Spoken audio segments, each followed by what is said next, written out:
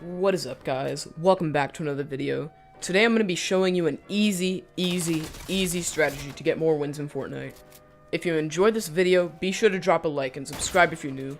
Also, if you'd like to support me, feel free to use code Teckoh in the item shop, T-E-C-K-O-H. I'd appreciate that a ton. Anyway, let's get started.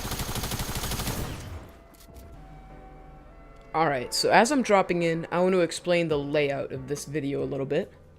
In this video, I'm going to be commentating over a solo gameplay I did this morning, where I used the strategy, obviously, that I'm teaching in this video.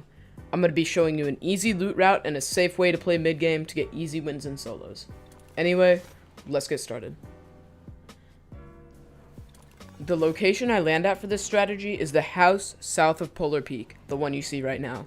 When I land here, I immediately land on the roof, where there's a floor loot spawn and a chest right there to grab.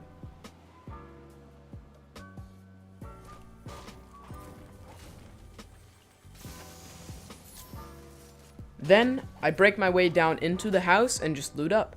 I also try to break as much furniture as possible to get more materials. Obviously, you're going to need a lot of those. Also, I should mention now that there will almost never be another person landing here. You'll pretty much always get it to yourself, no matter what. So by this point, you should already have decent loot and materials from the house we already looted. Next, you want to grab a driftboard and head east, towards this little shack. All you really want to do here is loot the inside of the shack, which shouldn't take you more than 10 seconds. And then, you want to make sure you have enough material where you'd be comfortable fighting.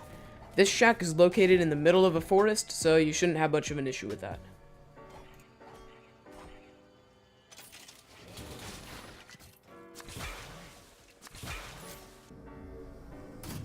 Now, once you have enough materials, you want to make your way south towards this hill.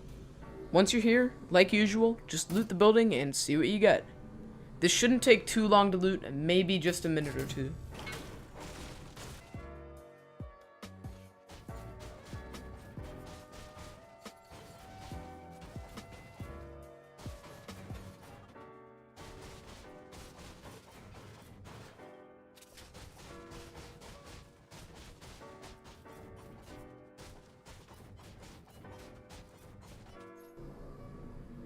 Finally, our last building.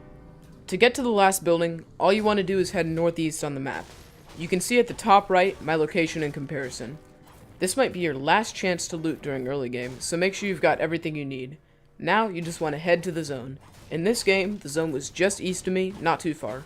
However, if it is far, you should have a driftboard to get there quicker, so it shouldn't be too much of an issue. The driftboard is really important to us because it's the reason we can loot so long. When I had pretty much made it to the zone, an opponent popped up. You might run into someone at this little location every once in a while. Luckily, he didn't do too much against me, and he was a pretty easy kill. Once I got out of that fight, I made my way up towards this metal building. A lot of these are scattered around the map. These places are great because they provide not only a bunch of metal, but also 2 chest spawns. So if you ever rotate past one, be sure to loot it and grab some metal in the process. So after looting that building, I finally made it to the zone. One of the most important parts of this strategy is hanging towards the edge of the zone where nobody's going to spot you. So I set up in this little shack until the second circle popped up. Another good thing to notice is how few people are left. The first zone just finished up and there are already 20 people. 80% of the lobby is dead by this point. Your chances of winning are multiplied by 5 and you probably haven't even fought yet.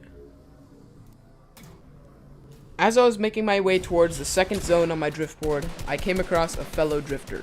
Luckily, he didn't do too much to fight me, and he was a pretty easy kill. Unfortunately, I got third-partied. This far from zone, rotating from the ice biome, this is extremely rare. Don't expect this to happen in your games. This is actually the fight you saw in the intro. Luckily, I cleaned up the kill pretty fast and moved on to the second zone without any more conflict. By the time I got into the second zone, there were less than 10 people left. You can expect about this many people most of the time.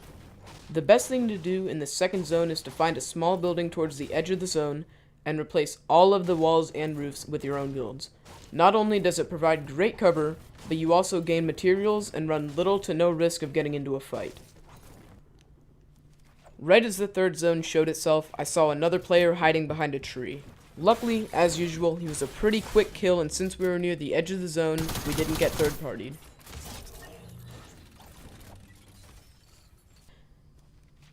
Once I made it to the edge of the third zone, I did the same thing as usual, replaced a building with my own builds, and hung out for a while. One great thing about this strategy is that you'll run into a lot of people struggling to get into the zone. This time, I spotted a guy running in and picked up a quick kill on him.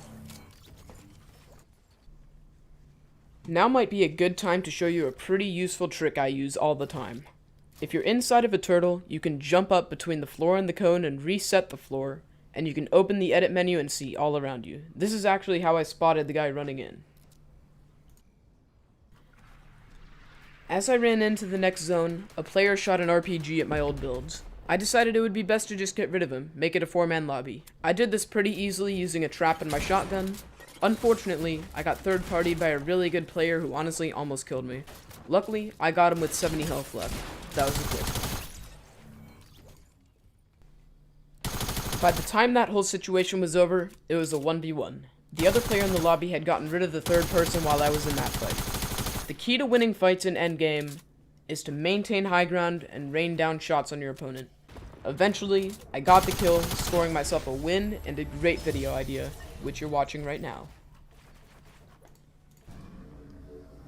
So, what can you take away from this video? Number 1.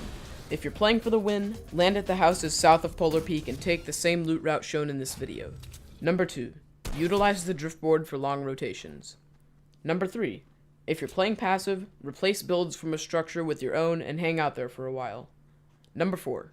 Use the trick I showed you earlier to see all around you with no risk and to catch opponents off guard. Number 5. Practice makes perfect. Keep practicing this strategy and you'll get better at it.